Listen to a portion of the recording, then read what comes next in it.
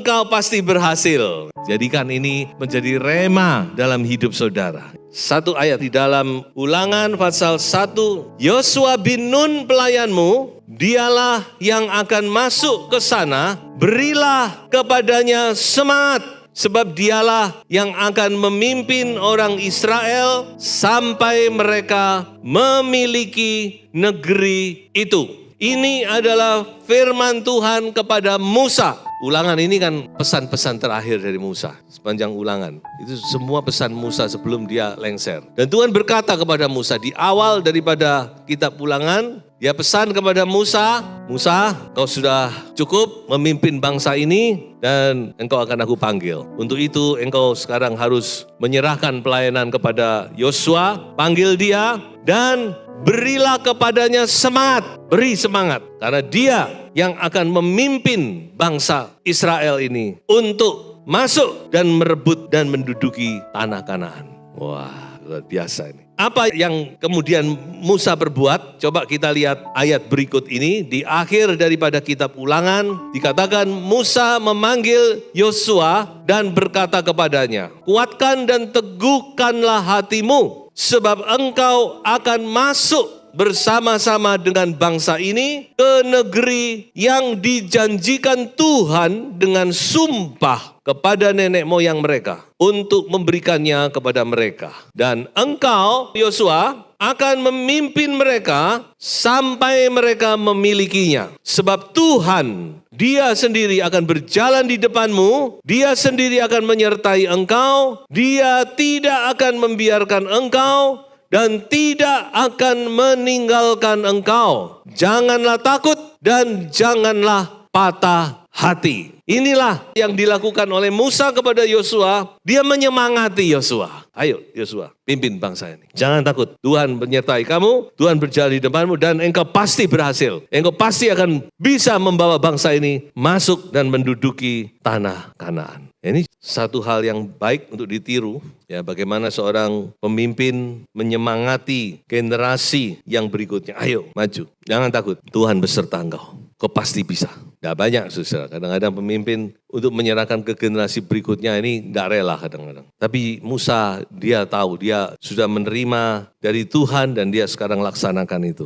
Dia menyemangati. Nah, saya akan berbicara tentang namanya pelayanan parakalio. Pelayanan parakalio ini adalah pelayanan menyemangati. Memang kata parakalio ini terjemahkan banyak. Kebanyakan kalau di Alkitab kita diterjemahkan menghibur. Tidak salah. Tapi bukan sekedar menghibur, tapi menyemangati, to encourage. Encourage, kalau menghibur itu kan lebih pasif ya. Oh ya enggak apa-apa, kamu enggak apa-apa gitu ya. Wis jangan susah, itu lebih pasif ya. Tapi kalau to encourage itu aktif, memberi semangat, mendorong, memotivasi. Nah inilah, dan ini salah satu pelayanan. Dalam Roma 12 ada 7 pelayanan dan salah satunya adalah pelayanan parakaleo ini. Pelayanan menyemangati. Dan kita butuh dorongan, semangat. Jemaat perlu dorongan semangat dari gembala.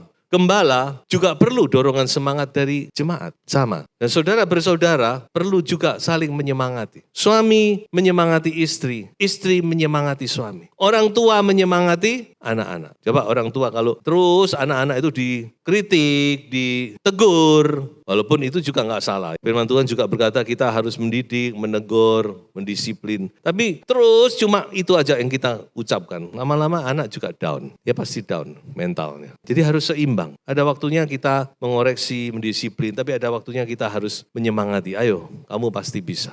Kamu pasti berhasil. Dan kita semua butuh. Jadi kalau saya bandingkan encouragement dengan condemnation. Kata-kata semangat dengan kata-kata tuduhan. Condemn itu menuduh, menghukum. Dan firman Tuhan berkata di dalam Kristus kita sudah nggak ada condemnation. Tapi iblis selalu mengkondem kita. Iblis itu pekerjaannya cuma menjatuhkan mental kita. Supaya kita jatuh mentalnya, kita nggak bisa bangkit lagi, dan seterusnya. Nah coba kita sekarang mau jawab diri kita sendiri. Mana yang lebih kita butuhkan? Encouragement atau condemnation?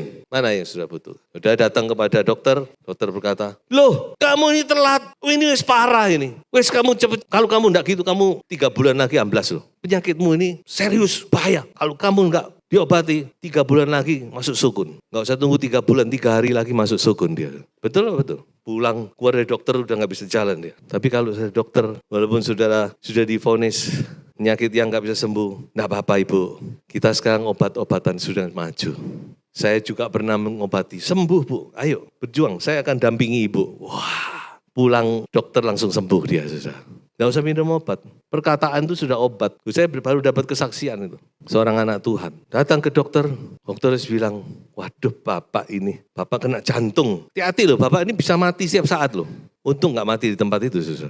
Tapi dia datang ke dokter lain. Oh enggak pak, enggak apa-apa. Ini enggak, belum jantung. Wah langsung sembuh. Mana yang sudah butuhkan? Encouragement, kata-kata yang membangun, kata-kata yang menyemangati, kata-kata yang mendorong, atau kata-kata yang menjatuhkan, yang menghukum, yang condemn you. Dan saya mau katakan, kita butuh banyak encouragement. Dunia ini sudah banyak condemnation. Setiap berita yang kita dengar itu semua menakutkan kita, bukan? Dan kita butuh berita yang bisa mengencourage, yang bisa memberikan kita semangat. Dan bukan cuma semangat, tapi memang sungguh-sungguh. Dan saya yakin bahwa encouragement itu datangnya dari Tuhan. Amin.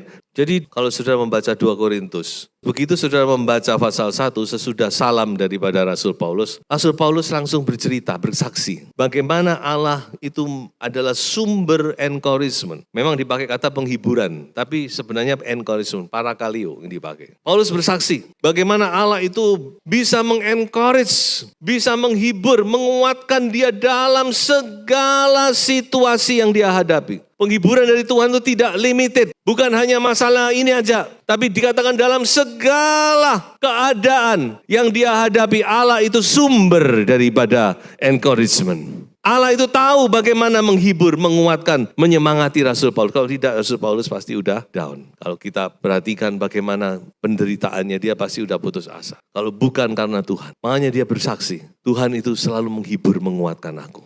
Itulah sebabnya aku bisa dan tahu bagaimana menghibur, menyemangati orang lain. Nah ini, saudara yang sudah menerima penghiburan kekuatan dari firman Tuhan, kita ini punya satu semacam tanggung jawab saya katakan ya, untuk kita juga menguatkan orang lain. Ayo kamu bisa, ayo kita hadapi bersama, ayo saya akan dukung engkau, maju, saya akan backupmu. Senang bukan? Tapi coba saudara, kamu bocah, kamu ndak iso, down. Jadi kita juga harus memberi encourage kepada orang lain. Sudahkah saudara mengencourage orang lain? Coba usahakan. Tiap hari ada orang yang saudara encourage. Malam hari sebelum Anda tidur, saudara coba renung. Siapa hari ini yang saya sudah encourage? Atau bahkan saudara, saya belum. Gunakan Roh Kudus, itu roh encouragement. Nanti kita lihat. Gunakan Roh Kudus untuk membangun orang lain. Menyemangati orang lain. Ayo.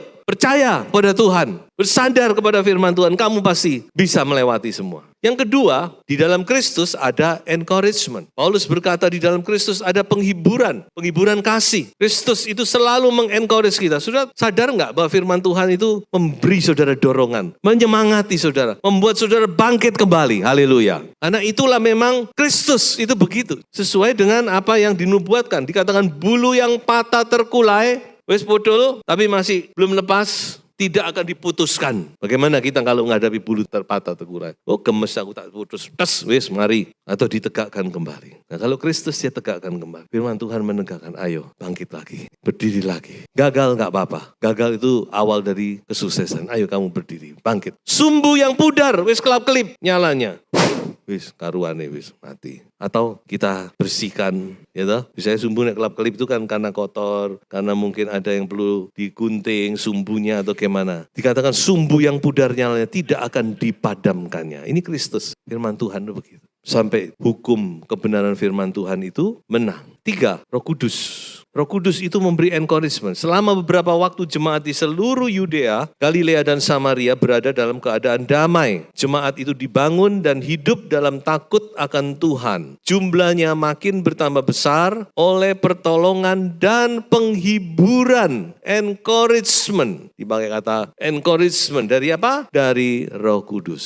Makanya Roh Kudus itu nama lainnya adalah Parakletos. Karena pekerjaannya adalah parakaleo, menyemangati, mendorong, memotivasi kita. Dan yang keempat, dikatakan bahwa firman Tuhan, Alkitab itu adalah sumber encouragement. Makanya kita harus banyak membaca firman Tuhan. Dan sungguh-sungguh membaca, jangan sekedar membaca. Memang membaca dan membaca itu beda. Ada orang yang sekedar membaca, pokoknya membaca hari ini. Do you know that every day God said something? Ketika saudara membaca kitab Kejadian, ini sekedar menyimpang ya. Hal pertama yang saudara pelajari apa? Every day God said something. Setiap hari Tuhan berfirman. Saya juga baru terbuka pikiran saya. Iya betul. Hari pertama Tuhan berfirman. Hari kedua Tuhan berfirman. Hari ketiga Tuhan berfirman. Artinya apa? Bahwa setiap hari Tuhan itu berfirman. Sudahkah kita mendengar suaranya? Saya praktekkan. Main malam sebelum tidur, saya berdoa, Tuhan bicara kepadaku. Aku ingin mendengar suaramu. Sungguh, saudara. Bangun tidur Tuhan bukan bicara tapi nyanyi, saudara. Saya dapat lagu. Oh, ini lagunya yang akan saya nyanyikan nanti. Every day, setiap hari, God said something. Tuhan berfirman. Tiap hari Tuhan berfirman. Kenapa kita tidak mendengar? Karena kita tidak menyendengkan telinga kita. Karena kita tidak membaca firman Tuhan. Banyak orang mengatakan, saya kok tidak mendengar suara Tuhan. Bukan karena Tuhan tidak berfirman. Pada mulanya adalah firman. Coba kita mulai hari-hari kita dengan firman, saudara. Karena Tuhan itu memulai dengan firman. Kitab suci ini, Alkitab ini adalah sarana yang paling umum untuk Tuhan berbicara. Coba kita mulai belajar ya. Kejadian pasal 1. Jadi Alkitab itu luar biasa, saudara. Alkitab itu sumber encouragement kita. Ketika kita jatuh dan kita membaca firman Tuhan, kita dikuatkan kembali. Kita disemangati kembali. Kita dihiburkan. Nah baik, saya akan akhiri dengan seorang yang bernama anak penghiburan. Ini adalah profil yang paling bagus untuk kita belajar tentang penghiburan. Namanya Barnabas. Sebenarnya namanya dia adalah Yusuf. Tapi oleh orang-orang disebut Barnabas yang artinya son of encouragement. Rupanya keberadaan Barnabas ini dirasakan oleh banyak orang bahwa ketika dia hadir, dia selalu memberi semangat kepada orang lain. Menyemangati orang lain. Yang lemah dikuatkan. Yang susah dihiburkan. Yang sudah jatuh dibangkitkan kembali. Ditegakkan kembali. Makanya dia diberi nama lain, panggilan ya, Barnabas. Dia adalah anak penghiburan. Coba kita lihat bagaimana peranan Barnabas. Dia punya hubungan secara tidak langsung kaitannya dengan saudara dan saya. Kenapa? Karena dialah yang membuat Paulus bangkit. Dia adalah rasul untuk orang kafir. Mungkin sudah bertanya, loh apa hubunganku dengan Paulus? Kalau tidak ada Paulus, Injil tidak akan masuk ke barat. Kalau tidak masuk ke barat, tidak akan masuk ke timur. Ingat, bagaimanapun juga Injil itu datangnya dari barat memang. Missionary kirim oleh Tuhan, digerakkan. Tapi kalau sekarang Injil itu harus dari timur ke barat. Karena negara barat udah tinggalkan Tuhan. Ketika Paulus baru bertobat, yang mengajak Paulus, yang bisa menerima Paulus waktu itu masih namanya Saulus, adalah Barnabas. Waktu itu orang semua takut sama Saulus. Mereka ragu-ragu, ini bener apa enggak? Jangan-jangan dia cuma mau memata-matai kita. Mau mencatat siapa orang Kristen lalu kita ditangkap. Semua tidak mau menerima Paulus. Semua menjauhkan diri. Saudara bisa bayangkan, Saulus jalan, masuk ke gereja semua hilang, sembunyi semua. Tapi ada seorang Barnabas merangkul Saulus. Ayo Saulus, tak kenal loh teman-temanku ya. Pak Petrus, ini Saulus. Jadi dia sudah bertobat, ceritanya begini. Pak Yohanes, ini. Pak Yakobus, ini. Dan yang lain-lainnya diceritain. Sehingga akhirnya Saulus diterima. Hati Saulus mendapat encouragement. Ya toh? Coba tempatkan diri kita seperti Saulus. Pasti kita down. Masuk gereja gak ada temani, semua hilang semua. Ditakuti. Orang ngajak ngomong dia langsung. Tapi Barnabas datang. Barnabas menerima dia dan membawanya kepada rasul-rasul. 10 tahun kemudian, waktu itu di Antioquia terjadi sebuah kegerakan. Antioquia itu di utara ya. Nah, banyak orang bertobat dan kebanyakan adalah non-Jewish, bukan orang Yahudi. Rasul-rasul di Yerusalem, dia mendengar berita ini. Waduh, apa yang terjadi di sana? Akhirnya mereka mengutus Barnabas. Barnabas, coba kamu pergi, kamu lihat apa yang sebenarnya terjadi. Kok saya dengar begini. Akhirnya Barnabas diutus oleh para rasul di Yerusalem untuk ke Antioquia. Di sini dikatakan Barnabas itu orang baik, penuh dengan Roh Kudus dan firman. Sejumlah orang dibawa kepada Tuhan. Dan setelah Barnabas sampai di sana dia lihat, wah luar biasa. Pekerjaan Tuhan bertumbuh. Banyak orang percaya. Dan dia merasa ini harus ditangani. Kalau tidak, juga tidak baik. Mereka tidak ada yang mengajar, tidak ada yang mengarahkan. Dan mungkin Barnabas juga berdoa kepada Tuhan. Siapa ya Tuhan orangnya? Kalau saya sendiri saya tidak mampu. Akhirnya Tuhan ingatkan, Saulus. Saulus di Tarsus. Tarsus lebih utara, lebih ke barat. Saudara bisa lihat di petanya. Kalau saya senang peta karena gitu saya jadi punya gambaran. Dan akhirnya apa yang terjadi? Barnabas pergi ke Tarsus untuk mencari Saulus. Dan setelah ia bertemu dengan dia, ia membawanya ke Antiokhia. Dan cerita selanjutnya dikatakan bahwa Saulus bersama dengan Barnabas melayani jemaat di Antiokhia sampai jemaat itu terus bertumbuh dan dikatakan disitulah pertama-tama orang percaya disebut orang Kristen.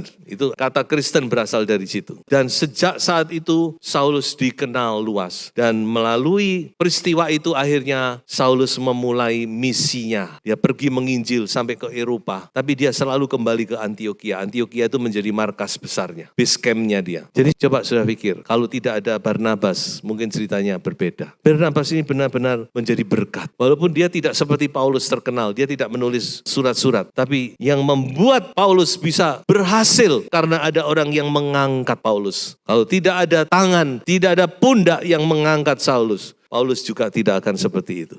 Jadi kita melihat di sini luar biasa pelayanan Barnabas. Dan satu lagi, dia juga mengangkat seorang yang bernama Markus. Satu saat ya sudah bisa baca sendiri. Karena peristiwa Markus ini akhirnya Paulus dan Barnabas memang berpisah. Ya semua dalam kehendak Tuhan lah. Dan waktu itu Markus situasinya dalam keadaan down. Dia merasa tertolak. Ya karena Paulus tidak mau membawa Markus. Tapi Barnabas dia membawa Markus. Ayo Markus, kamu masih muda. Masih bisa. Ayo jangan patah semangat. Lalu dia bawa Markus pergi ke Siprus. Karena memang Barnabas ini asalnya dari Pulau Siprus. Kemudian dia bawa Markus ke Pulau Siprus dan firman Tuhan tidak menceritakan. Tapi kita tahu akhirnya Markus menjadi hamba Tuhan yang dipakai Tuhan. Sehingga dialah yang menulis Injil Markus. Injil yang tertua dari 4 Injil ini. Injil Markus. Kenapa Injil Markus? Karena ada seorang Barnabas yang mengangkat Markus. Membuat Markus menjadi seorang hamba Tuhan yang dipakai Tuhan. Jadi Tuhan mau kita bukan hanya mendapat penghiburan, semangat dari Tuhan, dari firman Tuhan, tapi juga Tuhan mau kita menjadi penyemangat bagi orang lain. Ada satu ayat yang ingin saya bacakan, ini nasihat Tuhan bagi kita semua. Kita ada di hari-hari yang sukar, yang membutuhkan encouragement satu dengan yang lain. Sebab itu firman Tuhan berkata, mari kita saling menyemangati ya. Kita baca Ibrani 10